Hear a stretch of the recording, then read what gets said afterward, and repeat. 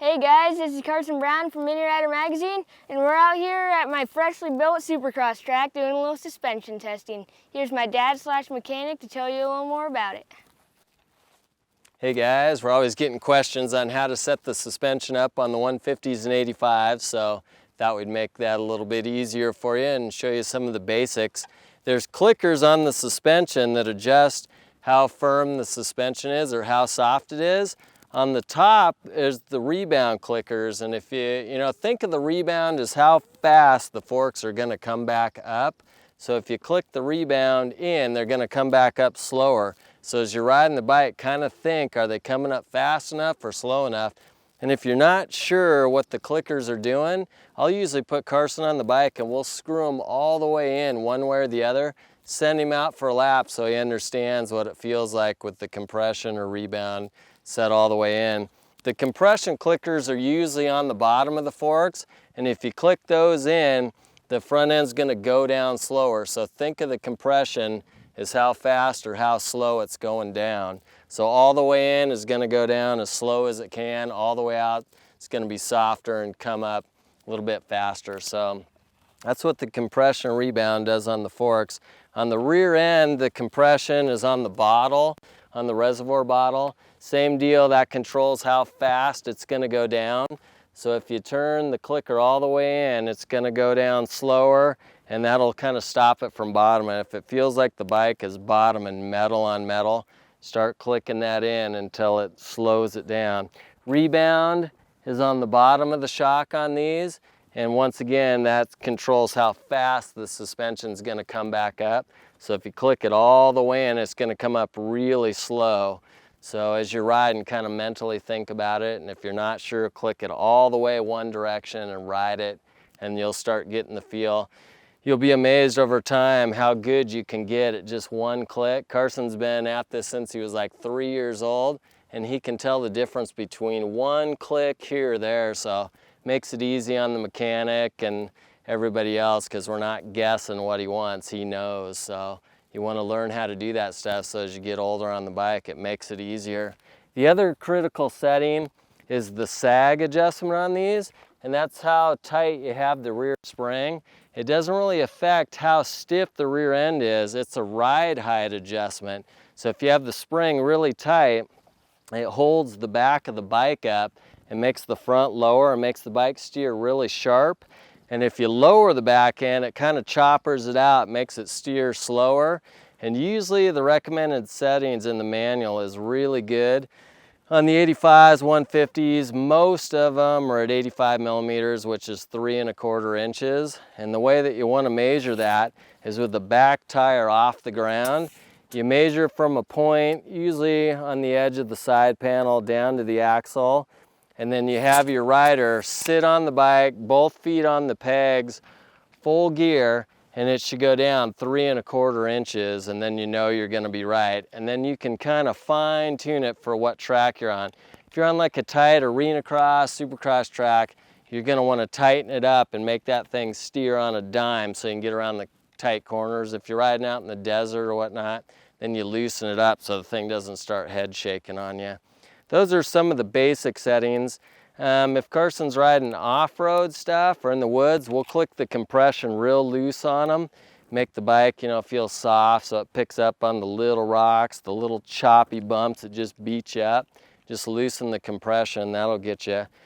Once you've gone kind of past all the stock settings that you can do on the bike, or if you have a specialized track like the one we have here with steep jumps and whatnot, then you're going to need to send the suspension out. The guys at Factory Connection, they're about as good as anybody. I mean, all your favorite riders are there. Who are those guys? I mean, Tomac, Wyndham, all those guys. Yeah, Will Hahn used to ride mini bikes for us, and there's a bunch of fast guys over there. Barsha, he likes to rev it like you and break valves. He's killed us over the years. But yeah, it's all in good fun. But anyways, send out for specialized stuff like Factory Connection. They'll revalve it for you, change the oil thickness and height, and they can really get it specific for the type of riding you're doing. They even recommend once they revalve it, they can set the sag even looser to kind of flatten the back of the bike out. Just give those guys a buzz and they'll set it up for the exact type of riding you're doing. Those guys are as good as anybody in the business, so once you're past the stock settings, that's where you're going to want to go. I guess we can show them some of the beginner bike settings. You want to bring your bike in here, Jensen. It's Carson's cousin, Jensen.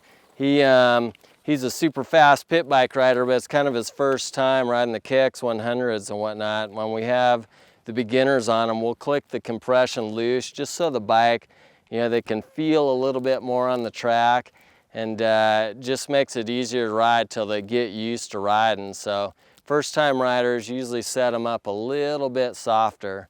So that's how we'll set Jensen up and some of the more beginner type riders to get them going. So hope those settings help. We'll get these guys on the track and let you see what they're doing. A lot of times we'll videotape Carson ride and we'll watch what the suspension's doing and then adjust it. So we'll let you come along and see what that looks like with us.